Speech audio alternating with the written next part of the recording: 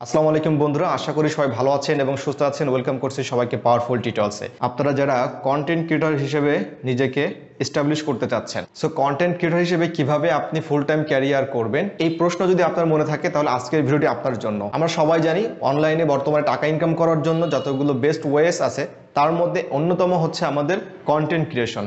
এখন এই কন্টেন্ট ক্রিয়েশনটা বিষয়টা সম্পর্কে হয়তো আমরা অনেকেই জানি, অনেকেই জানি না। তো আপনাদের জন্য যারা পাওয়ারফুল টিউটোরিয়ালসের অডিয়েন্স আছেন তাদের জন্য ইউটিউবে একটা প্লেলিস্ট করা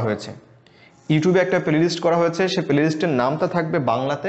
এটা হচ্ছে কন্টেন্ট ক্রিয়েটর হওয়ার উপায় কী, বা কীভাবে কন্টেন্ট ক্রিয়েটর হওয়া যায়, যে কোনো একটা নাম থাকবে। সো এই প্লেলিস্টের ভিতরে আমাদের এই ধারাবাহিকভাবে ভিডিওগুলো সেখানে পাবলিশ হবে, অ্যান্ড পাবলিশ হবে সন্ধ্যা 7টায় ইনশাল্লাহ। তো আমি চেষ্টা করবো আপনাদেরকে এভরিডে ভিডিও দেওয়ার জন্য। আর ভিডিওটি পাওয়ার জন্য অবশ্যই আপনাকে যে কাজটা করতে হবে, আমাদের ইউটিউব চ্যানেলে যাবেন, অ্যান্ড যাওয়ার পরে আমাদেরকে সাবস্ক্রাইব করে দিবেন, দ্যাটস ইট। আর আমাদের এই প্লে লিস্টের প্রথম ভিডিও হিসেবেই আজকের এই ভিডিওটা যাবে। সো অবশ্যই প্লে লিস্টটা আপনারা সেভ করে রাখতে পারেন, অর্থাৎ বুকমার্কস করে আপনি রাখতে পারেন। আর অবশ্যই যে কোনো ধরনের মতামত আপনারা কমেন্টে জানাতে পারেন। তো আজকের টপিকে আমরা আসি। আজকের টপিকটা কি আপনারা দেখতে পাচ্ছেন। আজকের টপিকটা হচ্ছে আমাদের কেন, অর্থাৎ আমরা যারা চিন্তা ভাবনা করছি যে আমরা কন্টেন্ট ক্রিয়েশনে আসবো, আমরা কন্টেন্ট ক্রিয়েটর হব, তো আমাদের প্রথম যে কোশ্চেনটা এটা হচ্ছে কেন। So not only content creation, আপনি ক্যারিয়ার রিলেটেড যে কোনো বিষয়ে যখন আপনি যাবেন, চিন্তা ভাবনা করবেন, ডেফিনেটলি আপনার ফার্স্ট যে কোশ্চেনটা আসবে যে কেন আমি এটা করব। যারা অনলাইনে হচ্ছে ডিজিটাল স্কিল যারা নিচ্ছেন, অর্থাৎ অনেকেই আছেন আপনারা গ্রাফিক্স ডিজাইনার হচ্ছেন, অনেকেই আছে আপনারা ওয়েব ডিজাইন শিখছেন, আপনার কাছে এটার অ্যান্সার আছে যে আপনি কেন শিখতেছেন। 2 নম্বর আছে অনেকে আছে ওয়েব, আমি ধরলাম শুধু ওয়েব, মানে ওয়েব ডেভেলপমেন্ট বা ওয়েব ডিজাইন। কেন আপনি কেন শিখছেন, এটার কাছে আপনার অ্যান্সার আছে। 3 নম্বরে আমি যদি ধরি যে গ্রাফিক্স ডিজাইন, ঠিক আছে। সো গ্রাফিক্স ডিজাইনটা কেন আপনি করবেন, এটার অ্যান্সার আপনার জানা উচিত। না জানেন তাহলে অবশ্যই জানতে হবে আপনাকে। এইভাবে করে আপনার কাছে যত স্কিল আপনি নেবেন, অর্থাৎ সেই ধরনের ডিজিটাল তো আমাদের অনেক স্কিল আছে। এখন আপনি যে কাজটা আপনি শিখতে চাচ্ছেন, কেন শিখবেন, এটা অবশ্যই আপনাকে জানতে হবে এবং এটার ভালো একটা অ্যান্সার আপনার কাছে থাকতে হবে, কারণ এটাই হচ্ছে আপনার গোল বা আপনার যে টার্গেট। আমরা যেটা বলি সবাই টার্গেট। এনিওয়ে, সো আমাদের আজকের টপিকটা হচ্ছে যে মানে কন্টেন্ট ক্রিয়েশনে কেন আমরা আসবো। সো আমি কয়েকটা পয়েন্ট আপনাদের সাথে এখানে আলোচনা করব। সো ভিডিওটি অবশ্যই কমপ্লিটলি দেখবেন এবং প্রত্যেকটা বিষয় বোঝার চেষ্টা করবেন আমি যে বিষয়গুলো আপনার সাথে আলোচনা করব।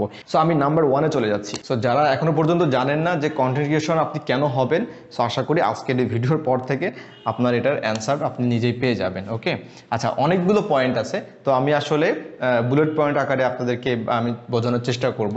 সো 1 নাম্বার হচ্ছে ওয়ান অ্যান্ড অনলি, এটা হচ্ছে প্যাসিভ ইনকাম। 1 নম্বর হচ্ছে প্যাসিভ ইনকাম। এখন প্যাসিভ ইনকামটা কি? ইনকাম আসলে 2 ধরনের হয়ে থাকে। একটা হচ্ছে আপনার প্যাসিভ ইনকাম, আর একটাকে বলা হয় হচ্ছে অ্যাক্টিভ ইনকাম। আমি যদি এখানে দেখাই আপনাদেরকে, অ্যাক্টিভ ইনকাম, প্যাসিভ ইনকাম এবং হচ্ছে অ্যাক্টিভ ইনকাম। তো আসলে দুটার মধ্যে পার্থক্যটা কি? পার্থক্যটা হচ্ছে একটাই, যে অ্যাক্টিভ মানে হচ্ছে যে আপনি কাজ করবেন, আপনি ইনকাম করতে পারবেন, আপনি কাজ করবেন না, ইনকাম করতে পারবেন না, ঠিক আছে। আরেকটা হচ্ছে প্যাসিভ ইনকাম, হচ্ছে আপনি কাজ করেছেন, একটা সময় আপনি কাজ করেছেন, এইটার যে রেজাল্ট বা এটার যে ইনকাম, এই ইনকামটা হচ্ছে চলতে থাকবে। আপনি যদি 10 দিন, 1 মাস, 2 মাস দিয়ে কাজ নাও করেন, প্রবলেম নাই, এটা চলতে থাকবে, ইভেন বছরের পর বছরও চলতে থাকবে। তো আমাদের আসলে কন্টেন্ট ক্রিয়েশনে আসার মেইন একটা উদ্দেশ্য থাকে সবার আসলে প্যাসিভ ইনকাম। এখন আসা যাক যে আমাদের যে কন্টেন্ট ক্রিয়েশন, এই কন্টেন্ট ক্রিয়েশনে আসলে আমাদেরকে আসলে এই প্যাসিভ ইনকামে কিভাবে আসলে কনভার্ট হয়ে যাবে, এটা একটা বিষয়।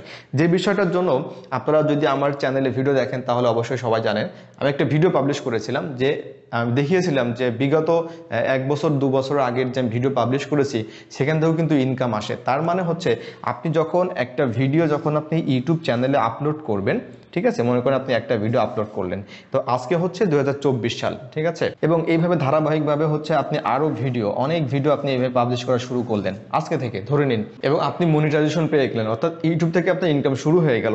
তো এখন হচ্ছে 2024, তো আপনি 2025 সালে যখন আপনি দেখবেন যে এই যে প্রথম যে ভিডিওটা পাবলিশ করেছিলেন, যখন আপনি 2025 সালে এই ভিডিওটা দেখবেন যে তখন আপনার ইনকাম, মানে এই যে ডলার আছে, এই ইনকাম তখন আপনার হচ্ছে, এই যে টাকা আপনি ইনকাম শুরু করলেন, এটা হচ্ছে 2025 সালে যখন আপনি দেখবেন তখনও দেখবেন যে আপনার ইনকাম হচ্ছে। যদি ওই ভিডিওটা মানুষ দেখে থাকে তাহলে অবশ্যই আপনার ইনকাম কিন্তু চলতেই থাকবে, মানে এটা কন্টিনিউয়াস প্রসেস। আপনি যদি কন্টিনিউয়াস কাজ করেন তাহলে দেখবেন যে 26-27 সালগুলোতেও কিন্তু আপনি ওই ভিডিও দেখে আপনি ইনকাম জেনারেট করতে পারতেছেন। তার মানে কি, আপনি একবার একটা ভিডিও আপনি মেক করলেন, সেই ভিডিওটা আপনি ইউটিউব চ্যানেলে পাবলিশ করলেন, দেন সেখান থেকে আপনি হচ্ছে কি ডলার ইনকাম করতে পারতেছেন, এবং সেটার ডলারটা হচ্ছে প্রতি বছর আপনি ডলারটা পাচ্ছেন, মানে প্রতিদিন আপনি পাচ্ছেন। যদি ভিডিওটা আপনার দেখে মানুষ, তাহলে আপনি ইনকাম করতে থাকবেন। দ্যাটস ওয়াই এটা একটা প্যাসিভ ইনকাম। ওকে, আচ্ছা 2 নম্বর আসা যাক। 2 নম্বর বিষয়টা কি হবে আমাদের এখানে? 2 নম্বর হচ্ছে ফ্রিল্যান্সিং। তো 2 নম্বর হচ্ছে আমাদের ফ্রিল্যান্সিং। এখন অনেকে আপনারা বলতে পারেন যে কন্টেন্ট ক্রিয়েশনের সাথে আমাদের ফ্রিল্যান্সিং এর সম্পর্ক কি? অ্যাজ এ হিউম্যান আপনি ফ্রিল্যান্সার হতে পারেন, আপনি কন্টেন্ট ক্রিয়েশনে আসতে পারেন, করতে পারেন।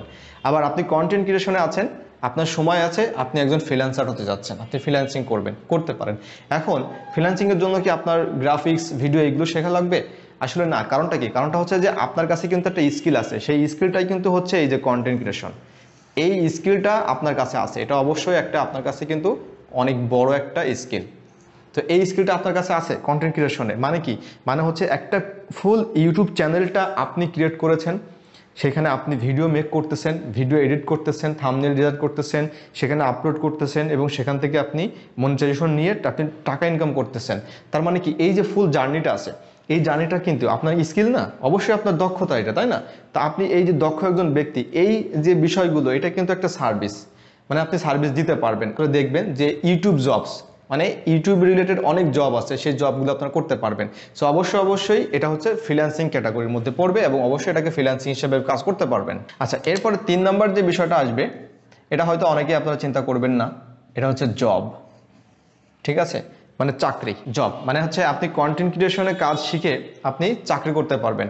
এটা যদি আপনি বলেন এখন যে ভাই এটা আপনি মানে কি গল্প বলতেছেন যে আপনি কন্টেন্ট ক্রিয়েশন কীভাবে জব করবে, আপনি হয়তো জানেন না বাংলাদেশে কিন্তু অনেক সোশ্যাল মিডিয়া ব্যক্তিত্ব আছে, তারা কিন্তু একদম কন্ট্রাকচুয়ালি হচ্ছে কোম্পানিতে কাজ করে। ঠিক আছে, কন্টেন্টচুয়ালি কোম্পানিতে কাজ করে, তারা হচ্ছে বিভিন্ন কন্টেন্ট তৈরি করে দেয়। কন্টেন্ট কিভাবে তৈরি করে দেয় এটা স্লোলি অ্যান্ড শিওরলি আপনারা জানতে পারবেন, আশা করি আপনারা বুঝতে পারছেন। তার মানে একটা কোম্পানিতে কিন্তু আপনি অ্যাজ এ কন্টেন্ট ক্রিয়েশন হিসেবে কিন্তু কন্টেন্ট ক্রিয়েটর হিসেবে কিন্তু আপনি চাকরি করতে পারবেন, এটা হচ্ছে বিষয়। আচ্ছা, এরপরে যে বিষয়টা আসছে এটা খুবই গুরুত্বপূর্ণ। যারা ভিডিওটা দেখছেন, কন্টেন্ট ক্রিয়েশন একজন মানুষ কিভাবে আসলে বিজনেস করবে। সো একজন কন্টেন্ট ক্রিয়েটর আসলে যে আলটিমেটলি সে একটা বিজনেস দাঁড় করাতে পারে, এই বিশ্বাসটা আপনাদেরকে করতে হবে। কারণটা হচ্ছে আপনি যদি দেখেন এখন বাংলাদেশে যতগুলো বিজনেস আছে, বিশেষ করে যারা অনলাইনে বিজনেস করে, যারা ফেসবুকের মাধ্যমে বিজনেস করে, আপনি দেখবেন তারা কিন্তু রেগুলারলি তাদের প্রোডাক্টের ভিডিও আপলোড করে। তাহলে কি, যখন সে প্রোডাক্টের ভিডিও আপলোড করতেছে, ওটাই তো একটা কন্টেন্ট। তার মানে কি, সে তো নিজেও তো কন্টেন্ট ক্রিয়েটর, এবং ওটার মাধ্যমে কিন্তু সে জনপ্রিয়তা পাইছে। ওটার মাধ্যমেই তার ফেসবুক বলেন, তার ইউটিউব বলেন, সব জায়গাতে তার আসলে অডিয়েন্স আসছে, এবং সেখান থেকে কিন্তু বিজনেসটা করতেছে, তাদের কাছে প্রোডাক্ট সেল করতেছে। তার মানে আলটিমেটলি এটা কিন্তু কন্টেন্ট ক্রিয়েশন কিন্তু থেকে বিজনেসে কনভার্ট করা যায়, এবং এটা পসিবল, এবং এটাই হচ্ছে বর্তমানে। এরপরে 5 নাম্বারটা কি আসবে এখানে? আপনাদের কোনো আইডিয়া আছে? Affiliate marketing. আমার হাতের লেখা দেখে আবার হাসেন না, ঠিক আছে? এটা হচ্ছে অ্যাফিলিয়েট মার্কেটিং। তার মানে একজন কন্টেন্ট ক্রিয়েটর সে কিন্তু অ্যাফিলিয়েট মার্কেটিং করতে পারে। এটা আপনারা সবাই জানেন যে ইউটিউবে ভিডিও পাবলিশ করে সেখানে কিন্তু আমরা অ্যামাজন বলেন, বাংলাদেশের বিভিন্ন যে প্রতিষ্ঠান আছে, দারাজ বলেন, বিভিন্ন জায়গা থেকে কিন্তু অ্যাফিলিয়েট লিঙ্ক আমরা দিলে সেখান থেকে মানুষ যদি ক্লিক করে সেই প্রোডাক্ট পারচেস করে, তাহলে যার ইউটিউব চ্যানেল, যার হচ্ছে অ্যাকাউন্ট, যার হচ্ছে ওই অ্যাফিলিয়েট লিঙ্ক, সে হচ্ছে কিন্তু ওখান থেকে ইনকাম করতে পারে। তার মানে কন্টেন্ট ক্রিয়েশনের মাধ্যমে আপনি কিন্তু অ্যাফিলিয়েট মার্কেটিং করতে পারবেন। আচ্ছা, এরপরে এটা হচ্ছে আমাদের 5 নাম্বার। আচ্ছা, 6 নাম্বারটা কি? 6 নাম্বারটা হচ্ছে আমাদের ইনফ্লুয়েন্সার হচ্ছে আমাদের রাফসান্দা ছোট ভাই, যে কন্টেন্ট ক্রিয়েটর আছে, ফুড ব্লগার বা ব্লগার যাই বলেন না কেন। সো এসব ক্রিয়েটররা যে ধরনের কন্টেন্ট তৈরি করে থাকে, তারা কিন্তু মানুষকে ইনফ্লুয়েন্স করে। সো এই ছোট ভাই হচ্ছে একটা উদ্যোগ নিয়েছে যে হচ্ছে সে গাছ লাগাবে। সামনে হচ্ছে কি 10 লক্ষ কি 1 লক্ষ জানি না, একটা পোস্ট দেখেছিলাম, সে গাছ লাগাবে। তো তার এই উদ্যোগটাকে কিন্তু অনেকেই স্বাগত জানিয়েছে, এবং তার এই দেখা দেখি কিন্তু অনেকেই গাছ লাগাবে। আর একটা সহজ এক্সাম্পল হচ্ছে, আপনারা সবাই এখন দেখতেছেন যে ভিডিওগুলো ভাইরাল হচ্ছে, বিশেষ করে শরবত খাওয়াচ্ছে মানুষকে, তাই না? রাস্তাঘাটে বিভিন্ন ধরনের যারা দরিদ্র অসহায় রিক্সা চালক আছে, তাদেরকে আসলে খাওয়াচ্ছে। কারা খাওয়াচ্ছে? বিভিন্ন ধরনের কন্টেন্ট ক্রিয়েটরে খাওয়াচ্ছে, বিভিন্ন ধরনের সামাজিক যারা কাজ করে থাকে তারাই খাওয়াচ্ছে। তো তারা আসলে ইনফ্লুয়েন্স করতেছে মানুষকে, ওইটা দেখে কিন্তু আরও অনেকেই খাওয়াচ্ছে, বিভিন্ন শহরে খাওয়াচ্ছে এই বিষয়গুলো নিয়ে। তো এটাই হচ্ছে ইনফ্লুয়েন্সার। এখন আসা যাক যে ইনফ্লুয়েন্সার হয়ে আসলে লাভটা কি? ইনফ্লুয়েন্সার হয়ে আসলে লাভ আছে। লাভটা কি? লাভটা হচ্ছে ব্র্যান্ডিং, প্রমোশন। সো আপনারা সবাই জানেন যে আমাদের বাংলাদেশে সাকিবুল হাসান বিভিন্ন সময় হচ্ছে বিভিন্ন প্রমোশনের জন্য যায়। রিসেন্টলি হচ্ছে রুবেলের হচ্ছে একটা বাইকের একটা শোরুম মনে হয় ওখানে সে উদ্বোধন করছে। তো বাংলাদেশে যদি কোনো মোবাইল কোম্পানি আসে তাহলে কিন্তু তাকে দিয়ে উদ্বোধন করায়। কেন করায়? কারণটা হচ্ছে সে জানে যে ওই কোম্পানি যে যখন সাকিব আল হাসান যখন এখানে আসবে তখন তার জন্য অনেক অডিয়েন্স কিন্তু সেখানে আসবে, অনেক কাস্টমারও কিন্তু সেখান থেকে পেয়ে যাবে। তো এটাই হচ্ছে ইনফ্লুয়েন্সার। তো আপনি যখন একটা ইনফ্লুয়েন্সার হবেন বিভিন্ন কোম্পানি আপনাকে নক করবে। আপনি যখন ইনফ্লুয়েন্সার হয়ে যাবেন তখন বিভিন্ন কোম্পানি আপনাকে নক করবে যে ভাই আসেন, আমাদের এখানে আসেন প্রোডাক্ট প্রমোশনের জন্য, বিভিন্ন বিষয়ে কথা বলার জন্য। বিনিময় কি? বিনিময় অবশ্যই আপনি টাকা পাবেন, কারণ টাকা ছাড়া এখানে কোনো কথা নেই। অর্থাৎ কন্টেন্ট ক্রিয়েশনেই সবকিছু এখানে দেখতে পাচ্ছেন, মানে টাকা পয়সারই খেলা সবকিছু। কারণ কন্টেন্ট ক্রিয়েশনে দেখতে পাচ্ছেন সবকিছু টাকা পয়সা নিয়ে এখানে কথাবার্তা হচ্ছে, সবকিছু টাকা রিলেটেড, প্রত্যেকটা জিনিস এখানে টাকা আছে। এরপরে হচ্ছে 7 নাম্বার। 7 নাম্বারটাকে আমি একটু কালার করে লিখি এবং সুন্দর করে লিখি নাকি, FAME, ফেম। ফেম মানে কি? এখন কি আপনাদের ইংলিশ পড়াবো নাকি আমি? আচ্ছা যাই হোক, সেই ফেম হচ্ছে আপনি known person, popularity, famous, viral, যাই বলেন না কেন। অর্থাৎ আপনি একজন পপুলার পারসন হয়ে যাবেন, আপনি যেখানে যাবেন আপনার সাথে সবাই সেলফি তোলার জন্য চলে আসবে।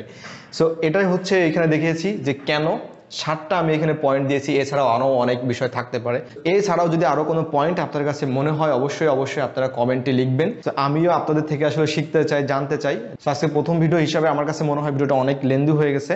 সো আশা করি ভিডিওটা আপনারা কমপ্লিটলি দেখবেন আর আপনাদের কোয়েরিজগুলো অবশ্যই কমেন্টে জানাবেন। আর পরবর্তী ভিডিওটি পাওয়ার জন্য অবশ্যই চ্যানেলটি সাবস্ক্রাইব করবেন। সো আজকের মতো এখানে বিদায় নিচ্ছি। ভালো থাকবেন সবাই। আল্লাহ হাফেজ।